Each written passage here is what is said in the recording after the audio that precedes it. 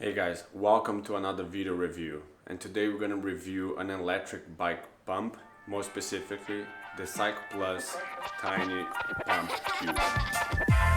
Full disclaimer, the guys from CYCPLUS sent me the pump for free for review, of course, and right before I had the review ready, as I was testing it, they offered me to have an affiliate link. So if by the end of the video you decide that you also want to have the mini pump with you, you can follow the link. It's affiliate link, as you guys understand. I get a little bit of kickback from it. And also I'm gonna put on the screen here, there's a code, Cading Streets, where you can get 5% off if you decide to get the pump. Starting with the unbox, we have the instructions, the manual right there, which we don't really need to read that. There's a little bag with some goodies. We're gonna check that right after we see what else is in the box. There's of course the pump that comes already covered with the silicone protection. The silicone case is super easy to take out and put it back on if you want to just check it. In the bag, you have this little extra rubber adapter, which you can, depending if you want to use shredder or press a valve, you can just switch in the pump. The side, there's an extra one because inside the pump is already ready to use with the presser valve. And there's also this little metal thing for, I believe is for the shredder valve.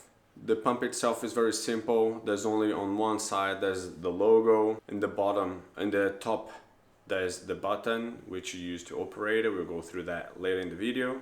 And in the side, that's the USB-C, which is very important to keep in mind that that's also where the pump draws air when you're using it. So when you're using, you should not be covering it.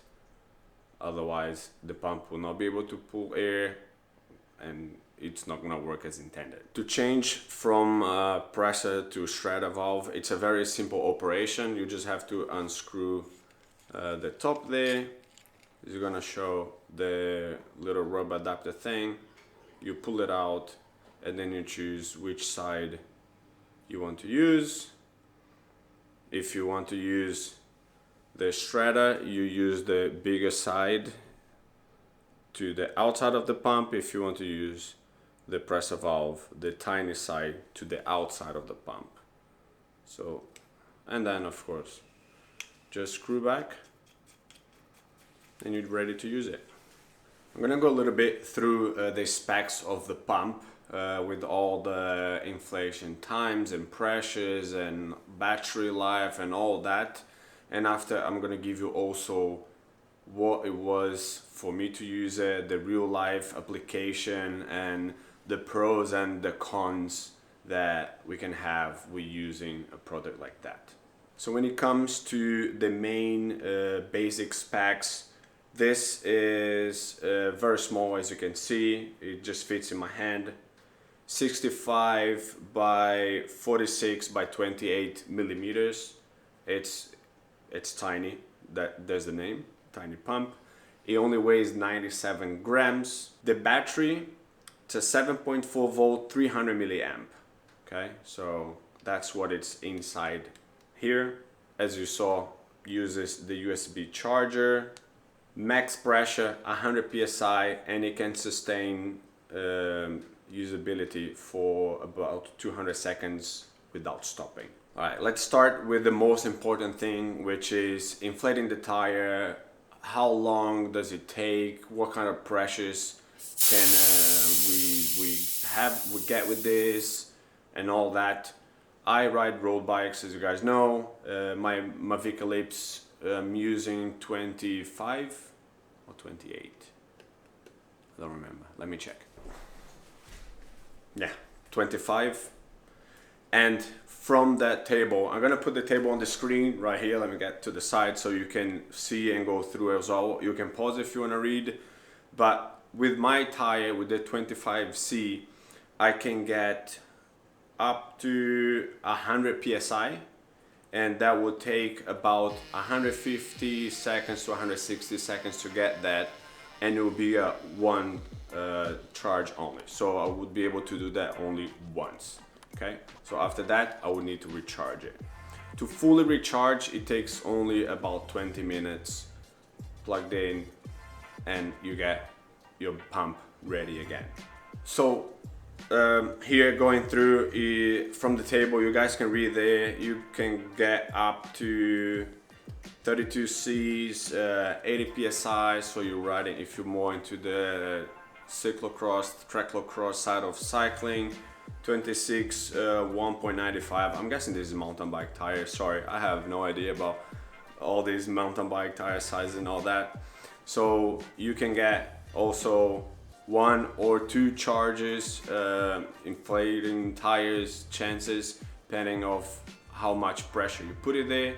So it's always gonna be also a decision if you just need to inflate again to get back home, or if you want to fully inflate, get the whole pressure back to continue the ride. So you can see that I fully deflated my tire and I started using the pump. Very simple operation. 1 click to turn on, 2 clicks to start, and another click to stop the pump. 1 click in the top to turn the pump on, which the LED will tell you what is the state of the charge. The green light fully charged, so it's 80 to 100%. If it's yellow, it's only 50 to 80% battery, and if it's red, it means less than 50% battery. Honestly, I only had 2 cons with this kind of pump, which is it's a small thing that you just put in your bag and you forget about it. But just like your phone and anything else with batteries, you have to keep in mind. So you keep the state of charge in your mind. So when you go out, before you go out, you check. If you're commuting every other day, just check the battery level and charge it when needed. Okay. And the other con that I can have with this is, of course, if you're having a very bad trip where you have a flat tire or you have a slow flat that you cannot find or something like that, and you need to repump your tires, you're gonna have a bit of a limitation. From the little test I did here in the apartment, I used it, I was inflating it for 50 seconds, 51 seconds, and from that table it says that I would get 60 psi and I could do that 4 times. That's honestly in real life all you need to continue riding, to go back home.